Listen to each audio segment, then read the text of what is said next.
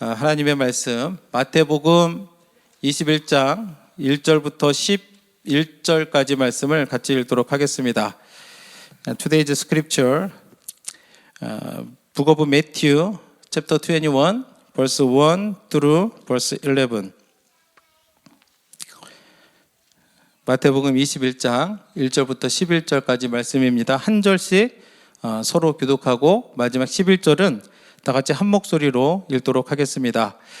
그들이 예루살렘에 가까이 가서 감람산 백박에 이르렀을 때에 예수께서 두 제자를 보내시며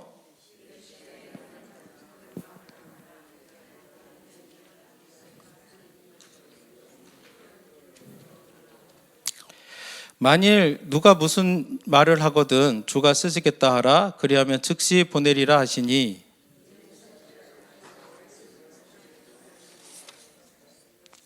시온 딸에게 이르기를 내 왕이 내게 임하나니 그는 겸손하여 나귀 곧 멍에 매는 짐승의 새끼를 탔도다 하라 하였느니라.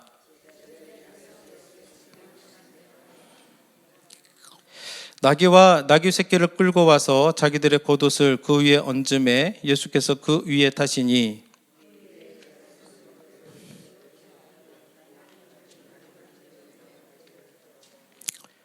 앞에서 가고 뒤에서 따르는 무리가 소리 높여 이르되 호산나 다윗의 자손이여 찬송하리로다. 주의 이름으로 오시는 이여 가장 높은 곳에서 호산나 하더라.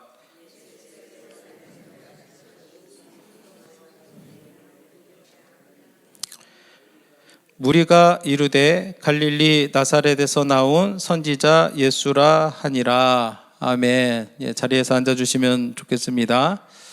앞서 말씀드린 것처럼 오늘은 종려주일입니다. 또 어떤 분들은 이제 고난주일로 이렇게 부르기도 합니다. 이는 예수님께서 십자가를 지기 위해서 예루살렘으로 돌아가신 그 날을 기념하는 이제 주일입니다. 그리고 내일부터 이제 고난주간이 시작되는데 아까 광고 말씀드린 것처럼 내일부터 고난주간 특별 새벽기도회가 이제 시작이 됩니다. 새벽에 일어나는 게 참 쉽지가 않죠.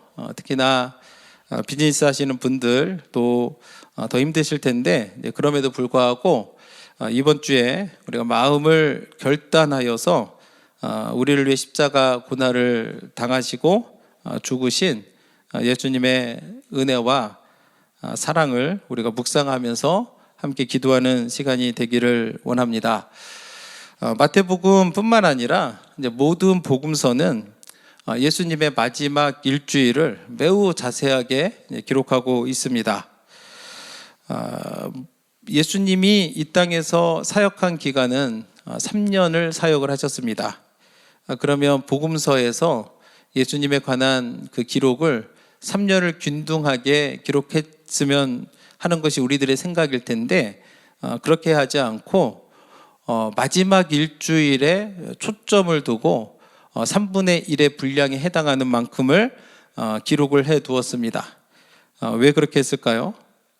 왜 복음서의 저자들은 한 명도 아니고 4명이 다 같이 이렇게 똑같이 마지막 일주일을 자세히 기록했을까 생각해 보면 그 이유는 예수님이 그 십자가 고난과 죽음이 그만큼 중요하기 때문에 자세하게 기록했음을 우리는 알게 됩니다. 특히 오늘 본문은 예수님이 예루살렘으로 들어가는 것을 기록하고 있는데 우리가 아는 것처럼 예수님은 주로 갈릴리에서 사역을 하셨습니다.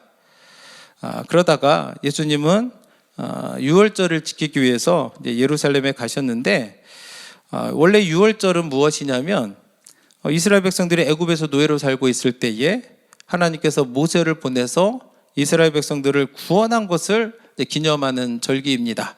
그래서 6월절을 영어로 뭐라고 합니까? 패스 오버.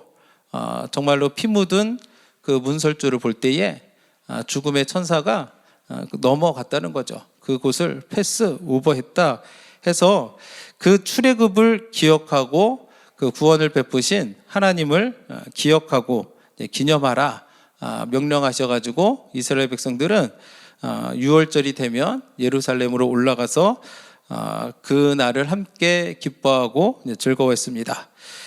그때에 6월절이 되면 예루살렘에는 수많은 사람들이 몰려들었습니다. 예루살렘에 있는 사람들만 예루살렘 성전에 있는 것이 아니라 갈릴리에 있는 사람들도, 그리고 로마에 있는 사람들도, 저 멀리 애굽에 있었던 사람들도 6월절을 지키기 위해서 예루살렘으로 몰려들었는데, 한 6월절이 되면은 한 200만 명이 넘는 사람들이 예루살렘으로 몰려왔다고 합니다. 예수님이 십자가에서 죽으시고 나서 10년 후에 조사를 해봤더니 예루살렘에서 희생제물로 드려진 동물의 수가 26만 마리였다고 합니다. 그래서 일반적으로 10사람이 한 마리의 제물을 드렸다라고 생각을 해보면, 그때에 예루살렘은 250만 명이 넘는 사람들이 있었던 것으로 추정할 수가 있는데, 평소 예루살렘에 몇 명 정도 살았을까요? 예수님 당시에 한 10만 명 정도 살았다고 합니다. 평소 10만 명 정도 살고 있는 동네인데 6월절만 되면 200만 명이 넘는 사람들이 몰려오는 것이 그 당시의 모습이었습니다. 예수님이 6월절을 지키기 위해서 갈릴리에서 출발해서 예루살렘으로 갔습니다. 당시 지도를 보시면, 당시 유대인들은 갈릴리에서 예루살렘으로 가려면 그냥 아래로 쭉 내려오면 편한데, 그 중간에 뭐가 있냐면 사마리아 지역이 있어요.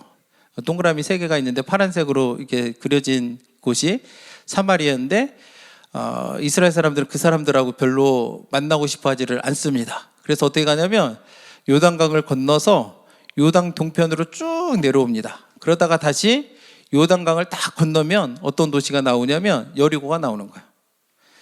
예수님도 그들과 마찬가지로 요단 동편을 향해서 내려오다가 이제 여리고로 가셨고, 그곳에서 누구를 만나냐면 세리장이라 불렸던 삭개오를 만나게 됩니다. 그의 삭개오를 만나서 그를 구원하여 주시고, 또 그곳에서 소경 2명을 고쳐주시는데, 그 중에 한 명이 이제 바디메오라고 하는 이제 소경이었습니다.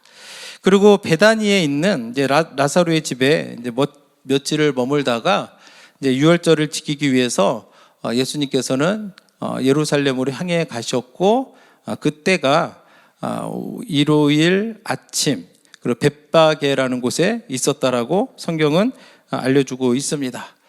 근데 예수님이 예루살렘으로 들어가실 때의 상황을 보면 수많은 사람들이 예수님을 따르면서 막 소리를 지릅니다. 뭐라고 하니까, 호산나 다윗의 자손이요, 찬송하리로다 주의 이름으로 오시는 이요, 가장 높은 곳에서 호산나 이렇게 외치면서 예수님을 환영하고 환호하며 맞이했습니다. 사람들이 얼마나 예수님을 크게 환호했고 또 맞이했는지 성경은 그 모습을 어떻게 표현하냐면 온 성이 소동하였다라고 기록하고 있습니다. 생각해 보시죠. 얼마나 사람들이 호산나 다윗의 자손이요, 찬송하리로다 주의 이름으로 오시는 이요, 가장 높은 곳에는 호산나 그 외칠 때에 얼마나 그 소리가 컸으면 온 성이 소동하였다고 기록을 했을까. 근데 그에 이제 맞춰서 이제 사람들이 막 이렇게 하니까 사람들이 궁금한 거야. 왜 그러냐? 그러면서 누가 말하기를 이는 누구냐라고 묻습니다. 우리 마태복음 21장 10절 보시면 그 상황이 나와 있는데, 예수께서 예루살렘으로 들어가시니 온 성이 소동하여 이르되 이는 누구냐 하거늘이라고 이렇게 이야기합니다. 예수님이 누구인가? 당시 사람들이 묻고 있는 거예요. 그때 뭐라고 대답했을까요? 11절 말씀에 보시면 갈릴리 나사렛에서 나온 선지자 예수라고 그들은 대답을 했습니다. 동의하시나요? 예수님이 누군가요? 선지자인가요? 아니죠. 우리의 구원자인데, 사람들은 나사렛 그 갈릴리에서 온 선지자 예수라고 했습니다. 예수님이 어떤 분이신가? 당시 사람들은 예수님을 향해서 이는 누구냐라고 말했는데, 이 질문은 오늘날 우리들에게도 똑같이 매우 중요한 질문입니다. 여러분들은 예수님이 어떤 분이라고 생각하십니까? 대체 예수님이라는 분이 어떤 분이길래 온 동네 사람들이 그 이름을 환호하며 온 성이 소동할 정도로 예수님을 맞이했을까? 예수님은 이 땅에 오셔서 여러 가지 사역을 하셨습니다. 그리고 여러 가지 가르침을 주셨고 또 어떤 기적을 베푸셨는지 우리는 잘 알고 있습니다. 예수님은 어떤 분입니까? 니고데모를 만나서 거듭남에 대해서 가르쳐 주셨습니다. 니고데모는 거듭남을 몰랐지만 예수님을 만나서 거듭남에 대해서 물과 성령으로 거듭나야 된다라는 것을 배웠습니다. 예수님은 풍랑을 잠잠케 하셨고 또 심지어 무리를 걸으셨습니다. 물고기 2마리와 보리떡 5개를 가지고 5,000명이 넘는 사람들을 먹이셨습니다. 가시는 곳마다 수많은 병자들을 고치셨고 죽은 나사로를 살리시기도 했습니다. 그러다 보니까 당시 사람들에게 예수님은 굉장히 관심이 많이 가는 사람이었고 특히나 유월절이 다가오면서 사람들은 어떤 생각을 했냐면 예수님이 그곳에 오시는가, 이것을 굉장히 궁금해했었죠. 사람들의 관심은 오래전에 모세가 이스라엘 백성들을 애굽에서 구원해 주셨던 것처럼 예수님도 로마의 압제에서 해병시켜줄 메시아라는 기대를 가지고 있었습니다. 여러분들은 예수님이 어떤 분이라고 생각하십니까? 단지 나의 어려운 문제를 들으시고 해결해 주시는 분으로만 알고 계신가요? 이곳에 계신 분들 중에 어떤 분들은 이렇게 대답할 겁니다. 예수님이 누굽니까? 하면 하나님의 아들입니다 라고 대답할 겁니다. 또 어떤 분들은 예수님이 누굽니까? 하면 그는 우리의 구원자 되십니다 라고 이렇게 대답을 할 겁니다. 다 다양하게 그렇게 말씀을 드릴 텐데 맞죠? 하나님의 아들이시고 우리의 구원자 되십니다. 그러면 한 가지 더 질문을 드리면 우리는 우리가 고백한 대로 우리의 삶 가운데서 예수님을 따르며 살고 있는가? 역시도 우리가 고난주간을 맞아서 생각해 봐야 되는 주제라고 생각을 합니다. 종료주일을 맞아서 저는 오늘 함께 예수님이 어떤 분인가 함께 생각해 보기를 원하는데, 다음 사진을 보시면 지금 예수님이 나귀를 타고 예루살렘으로 들어가시는 모습을 그려놓은 사진입니다. 지금 이 그림을 보면 여러분들이 생각할 때에 예수님이 어떤 분이라고 생각되십니까? 이 모습이 막 화려합니까? 초라합니까? 보실 때에 이 모습을 보시고 예수님이 어떤 분이라고 생각되는가?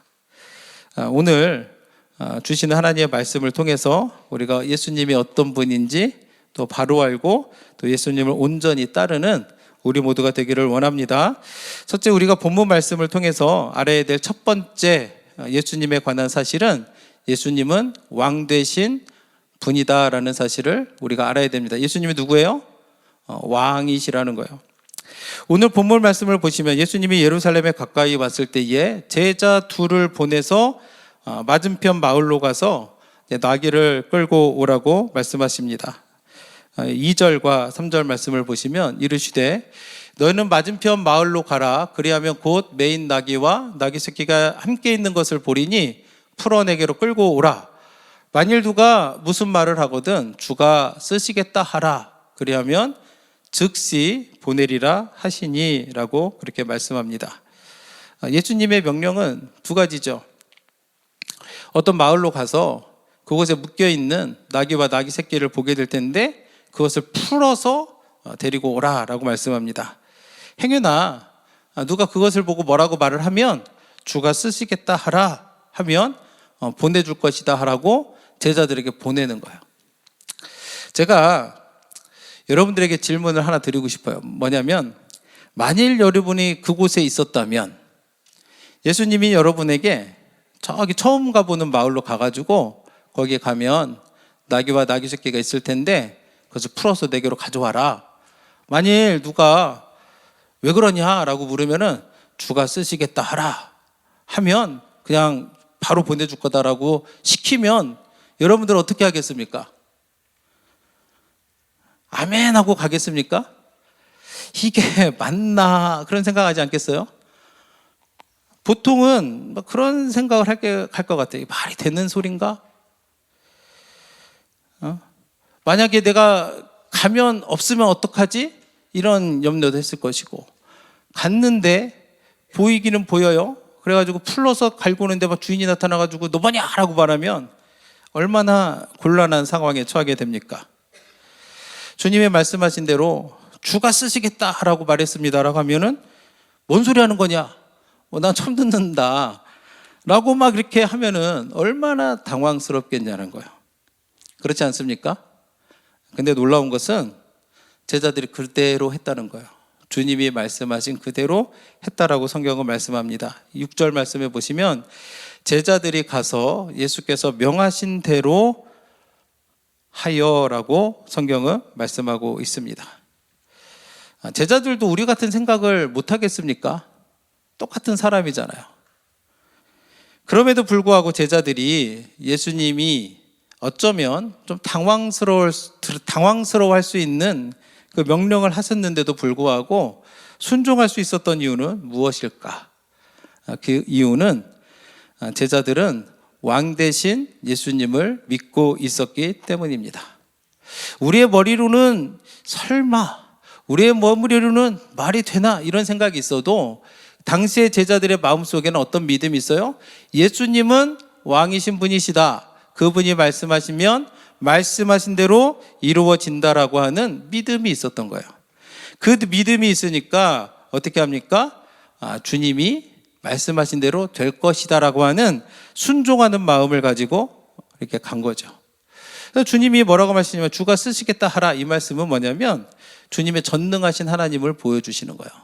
우리 예수님은 왕이신데 어떤 하나님이십니까? 전능하신 분이심을 믿으시길 원합니다. 그 분에게 권세와 권능이 있는 만왕의 왕 되심을 우리도 믿고, 우리도 고난 주의를 맞아서 우리가 우리의 삶 가운데 왕 되신 예수님을 내 마음에 품고 살면서 순종하며 나아가야 될 줄로 믿습니다. 우리가 순종하면 무슨 일이 일어날까요? 순종하면, 내가 예수님이 왕 되심을 믿고 내가 순종하며 나갑니다. 사람들은 염려하고 사람들은 막 고개를 막 헷갈려 하지만 그럼에도 불구하고 내가 순종하며 나아갑니다. 그럼 무슨 일이 일어날까요?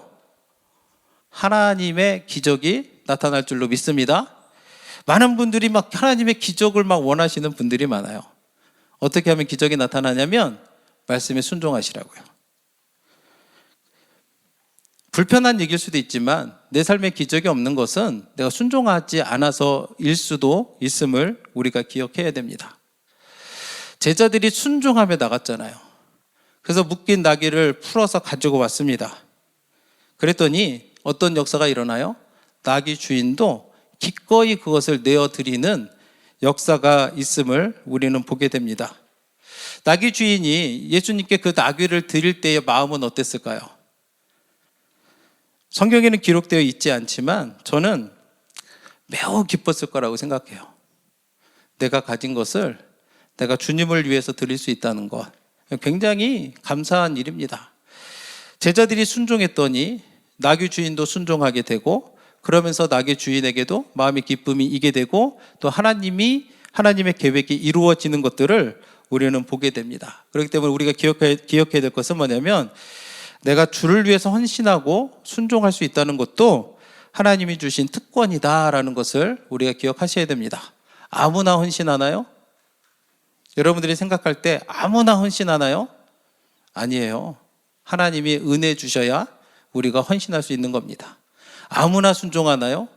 아니요. 하나님이 우리에게 믿음 주셔야 우리가 순종할 수 있는 겁니다. 그렇기 때문에 내가 하나님을 위해서 섬길 수 있다는 것, 그것을 감사함으로 받으시고 주님을 섬기며 기쁨으로 나의 물질과 나의 재능과 나의 시간을 주님께 드리는 우리 모두가 되기를 원합니다.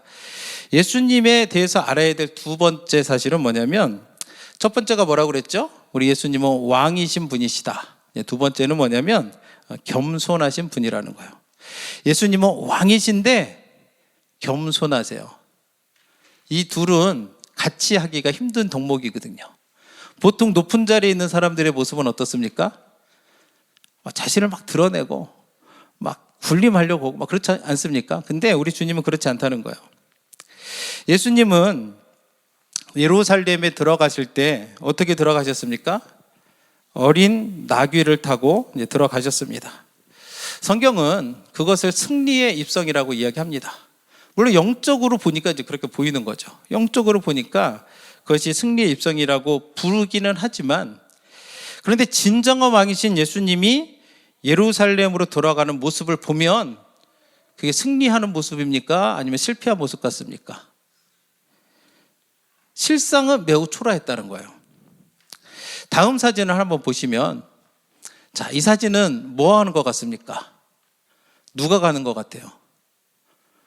로마의 왕이 행진하는 모습을 그려놓은 사진입니다.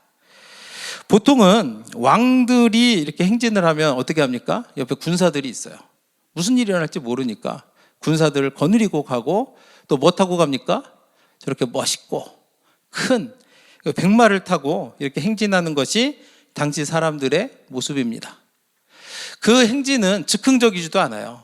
오래전에 미리 계획을 세우고 점검하고, 그리고 크고 매우 화려했습니다. 근데 예수님이 예루살렘으로 들어가시는 모습은 어땠어요? 화려한 것과는 이제 거리가 멀다라는 것을 우리는 알고 있습니다. 예수님은 백마를 타지 않으시고 볼품없는 나귀 새끼. 나귀의 용도는 뭔지 아세요? 집 나르는 용도예요. 집 나르는 용도. 그것을 타고 예수님이 예루살렘으로 들어가셨습니다. 이처럼 예수님은 왕이시면서도 어떤 분이신가? 겸손하신 분이셨음을 우리가 알아야 됩니다. 예수님이 처음 이 땅에 오실 때부터 예수님은 겸손한 모습으로 오셨어요. 예수님은 하나님의 영광을 비추는 분이시고 하나님의 본체 그 자체였지만 어떻게 이 땅에 오셨습니까? 가장 낮은 자의 모습으로, 인간의 모습으로 이 땅에 오셨는데, 인간 중에서도 종의 모습으로 이 땅에 오셨다고 성경은 우리에게 가르쳐주고 있습니다. 빌립보서 2장 6절부터 8절 보시면, 그는 근본 하나님의 본체시나 하나님과 동등됨을 취할 것으로 여기지 아니하시고, 뭐라고 그래요? 하나님의 본체라잖아. 하나님과 똑같은 분이신데 하나님과 동등됨을 취할 것으로 여기지 아니하시고 오히려 자기를 비워 종의 형체를 가지사 사람들과 같이 되셨고 라고 얘기합니다. 그리고 사람의 모양으로 나타나사 자기를 낮추시고 죽기까지 복종하셨으니 그 십자가의 죽으심이라 라고 성경은 예수님에 대해서 가르쳐주고 있습니다. 예수님은 가난한 갈릴리의 목수의 아들로 태어났습니다. 그 모습을 보고 누가 예수님이 우리의 영원한 왕이라고 생각을 했겠습니까? 예수님이 이 땅에 계실 때 수많은 기적을 행했습니다. 사람으로서는 할 수 없는 많은 일들을 행하시고 그 말씀은 권위가 있었습니다. 그랬지만 사람들은 어떻게 했어요? 예수님을 거부했다는 거예요. 왜냐? 예수님의 모습이 자기들이 생각했던 그 메시아의 모습이 아니었기 때문에 그런 거예요. 백마를 타고 막 뭔가 멋있게 왔으면은 맞이했을 텐데, 예수님은 가장 낮은 겸손의 모습으로 이 땅에 오셨기 때문에 사람들은 그걸 거부했습니다. 예수님은 겸손하게 이 땅에 오셨을 뿐만 아니라 마지막까지도 겸손하신 모습을 우리에게 보여주셨습니다. 예수님이 십자가를 지기 바로 직전에 예수님은 무슨 일을 하셨냐? 제자들의 발을 씻기셨다는 거예요. 다음 사진을 보시면 당시 사람들의 발이 이래요. 어때요? 깨끗한가요? 엄청 더럽죠. 당신은 저런 신발 신고 다녔거든요. 또 팔레스타인 지역은 먼지가 엄청 많아요. 그러니까 저런 곳에서 이렇게 다니면 발이 어떻게 되겠습니까? 저런 발 닦고 싶어요, 여러분들은? 그러다 보니까 고대에 저런 사람들의 발을 누가 닦는지 아세요? 노예들이 닦았다 봐요, 노예들이. 그런데 하나님의 아들이신 예수님이 제자들의 발을 직접 씻겨주셨다라는 것은 그분이 얼마나 겸손하신 분인가라는 것을 우리가 깨닫게 됩니다. 그래서 우리들도 주님을 섬길 때 어떤 모습으로 나아가야 되느냐? 겸손한 모습으로 나아가야 될 줄로 믿습니다. 우리가 겸손한 모습인지 어떻게 알아요? 보면 알아요. 그 사람의 인격과 신앙, 섬기는 모습을 통해서 저 사람이 겸손한 사람인지 아닌지 금방 알아요. 혹시 여러분들 가운데 대접을 받으려고 봉사를 했거나 섬긴 적이 있으신가요? 그런 분들이 의외로 많습니다. 하고도 불평하는 분들이 있어요. 안 알아준다고. 그런 분들은 오래 못 가요. 처음엔 열심히 하다가 남이 안 알아주면 시험이 들거든요. 그럼 원망하고 불평하고 오래 못 가죠. 아니면 여러분들이 섬길 때 그런 유혹을 받으시나요? 누가 좀 알아줬으면 좋겠는데. 그런 유혹을 받으시나요? 그런 분이 계시다면 예수님을 바라보시기를 부탁을 드립니다. 겸손하시고 평화의 왕이신 하나님의 아들이시면서 똑같은 하나님과 같은 분인데 인간의 몸으로 이 땅에 오시고 종의 형상으로 이 땅에 오시고 죽기 직전까지도 제자들의 발을 씻으셨던 예수님을 바라보시고 본받으시기를 주님의 이름으로 축복합니다. 예수님 뭐라고 말씀하시냐면 섬김을 받으러 함이 아니라 섬기러 왔다라고 이야기합니다. 그분은 진정한 하늘의 왕이셨지만 다스리려고 이 땅에 오신 게 아니에요. 예수님이 이 땅에 오신 목적이 뭐예요? 우리 죄를 대속해 주시기 위해서 오셨음을 우리가 기억을 해야 됩니다. 그 예수님을 바라보라는 거예요. 내가 높아지고 자란 마음이 들 때 있습니까? 예수님 보라는 거예요. 마가복음 10장 45절에 이렇게 말씀합니다. 인자가 온 것은 섬김을 받으려 함이 아니라 도리어 섬기려 하고 자기 목숨을 많은 사람의 대속물로 주려 함이니라 라고 말씀합니다. 여러분들도 이 말씀을 기억하면서 주님 바라보시고 겸손한 마음을 가지고 섬기는 주님의 자녀들 되기를 주님의 이름으로 축원합니다. 세 번째로 우리는 예수님이 어떤 분이신가, 특히 종료주일을 맞이하여서 내 마음속에 있는 예수님은 어떤 분이신가 살펴보기를 원하는데, 마지막으로는 우리의 구원자이심을 우리가 깨달아 알아야 됩니다. 우리가 예수님에 대해서 많은 것을 알고 있다 할지라도 우리가 예수님이 나의 구원자 되심을 내가 깨닫지 못한다면 그것은 예수님을 바로 하는 게 아니에요.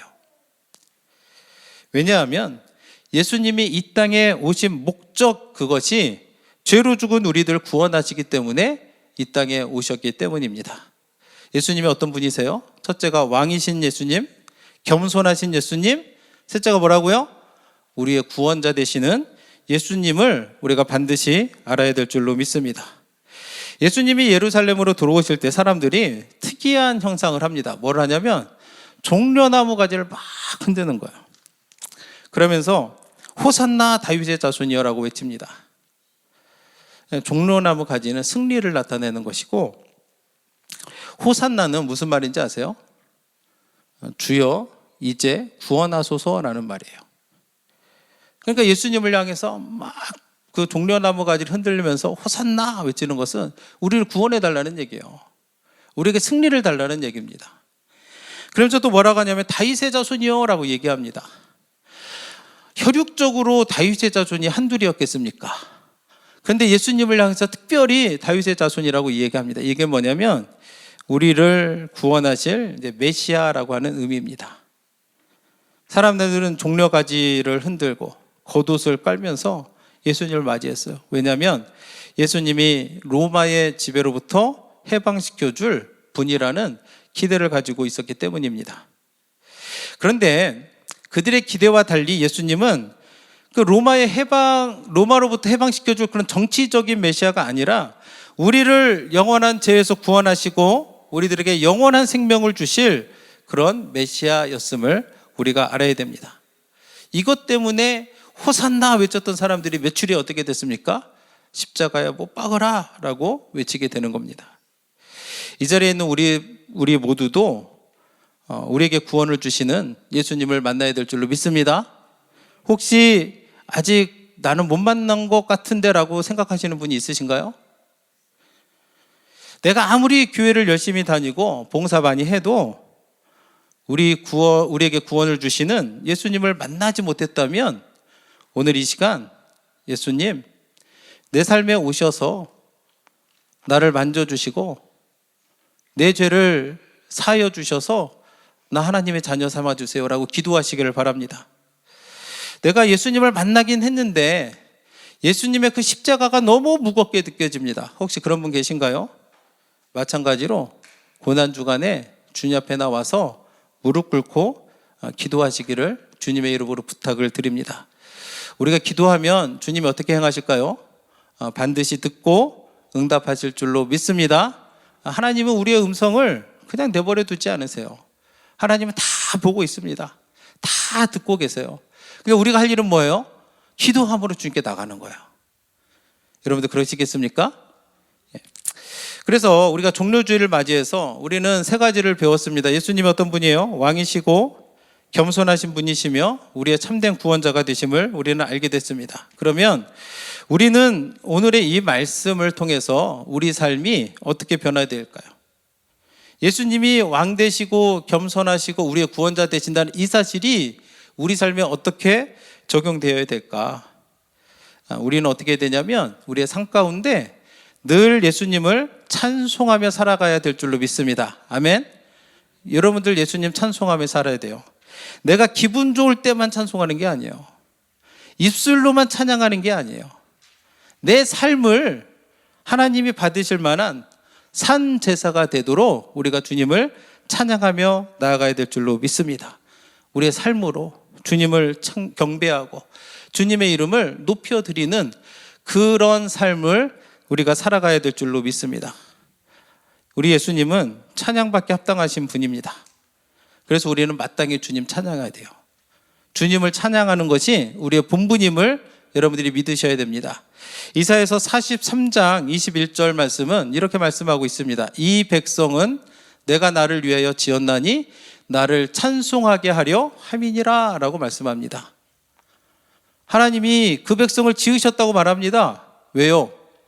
찬송하게 하려고. 여러분들 삶 속에서 주님을 찬송하고 계십니까? 힘들어도 찬송하시나요?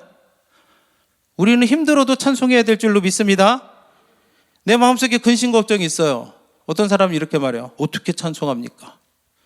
그래도 찬송하셔야 돼요. 믿으십니까? 우리가 주님을 찬송하면 하나님이 내 마음속에 근심과 걱정을 기쁨과 감사로 바꿔줄 줄로 믿습니다. 삶의 문제로 힘겨워하십니까? 주님을 찬양하시라는 거예요. 그리고 주님께 영광을 올려드리시라고요. 그럼 하나님이 내 삶의 문제를 만져주실 줄로 믿습니다. 바울과 실라가 빌립보에서 복음을 전하다가 옥에 갇히게 되었습니다. 원래는 아시아로 가려고 했거든요. 그런데 주님이 나타나셔가지고 마게도냐로 가라 해가지고 주님의 음성에 순종함으로 주의 손에 이끌려서 마게도냐로 갔고 첫 번째 그 곳이 어디냐면 빌립보에서 사역을 했습니다. 열심히 복음을 전했습니다. 그리고 귀신 들린 여종을 하나 만나가지고 그 여종을 고쳐줬어요.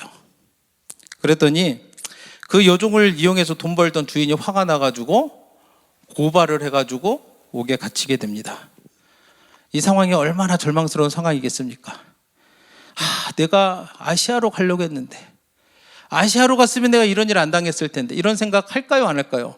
보통은 주님이 가라고 했는데 가서 열심히 했으면 이 길을 열어주셔야지 감옥이 웬 말입니까? 얼마나 절망스럽고 하나님을 원망할 수 있었겠습니까? 옥에 갇혀 있을 그때에 바울과 실라가 뭐 했는지 아시나요? 하나님 찬송했어요. 사도행전 16장 25절과 26절 보시면 이에 갑자기 큰 지진이 나서 옥터가 움직이고 문이 곧 다 열리며 모든 사람이 메인 것이 다 벗어진지라 라고 그렇게 이야기하고 있습니다. 그들이 옥에 갇혔을 때에 하나님을 찬송했습니다. 그것을 그곳에 있던 사람들이 들었습니다. 그 다음에 무슨 일이 일어나요? 갑자기 땅이 흔들리면서 옥문이 열리고 그곳에 묶인 자들이 다 풀어지는 하나님의 기적이 났다고요. 이런 일들이 우리들의 삶 속에도 일어날 줄로 믿습니다. 찬송할 때 이런 일이 일어나는 거예요. 몸의 질병으로 고통 가운데 있는 분 계신가요? 이런 분들 많죠. 뭐 해야 될까요? 하나님을 찬송하고 예수님을 높이시기를 원합니다. 우리가 찬양할 때 하나님이 고쳐주시는 거예요. 믿습니까? 찬양의 능력이 있거든요. 괜히 우리가 하나님 찬양하는 거 아니에요. 찬양에는 능력이 있어요. 그래서 우리가 찬양하면 하나님의 능력이 내 삶 가운데 임할 줄로 믿습니다. 사울이 악령으로 인해서 막 고통받고 있었어요. 사울이 뭐 했을까요? 사울이 뭐 했을까요? 잘은 몰라도 눈치껏 찬양한 것 같죠? 사무엘상 16장 23절을 보면 하나님께서 부리시는 악령이 사울에게 이를 때에 다윗이 수금을 들고 나와서 손으로 탄즉 사울이 상쾌하여 낫고 악령이 그에게서 떠나더라. 아멘. 몸이 아프신 분들이 절망하지 마세요. 신음하지 마세요. 우리가 할 일은 뭐예요? 왕 되신 예수님, 겸손하신 예수님, 우리의 참된 구원자 되시는 예수님을 믿고 그 예수님을 찬송하시기를 원합니다. 찬송하면 하나님이 우리를 고쳐줄 줄로 믿습니다. 예수님은 찬양받기에 합당하신 분입니다. 우리를 위해서 십자가에서 고통을 참으셨고 우리 죄를 대속해 주셨습니다. 만일 여러분들 중에 실제로 누군가가 여러분들 위해서 대신 죽어준 사람이 있다면 여러분들 그 사람한테 어떻게 하실 거예요? 내가 막 길을 가는데 차가 막 오는데 누군가 나타나서 나를 밀치고 그 사람이 날 대신해서 죽었다고 생각해 보세요. 여기서 여러분들은 그 사람을 위해서 무엇을 하시겠습니까? 예수님이 그런 분이신 거예요. 내가 죄를 지었는데 내가 죽어야 되는데 예수님이 대신 십자가를 지시고 우리에게 구원을 선물로 주셨습니다. 우리가 무엇을 해야 될까요? 날마다 하나님을 높이며 감사와 찬양을 올려드리는 우리 모두가 되기를 주님의 이름으로 축복합니다.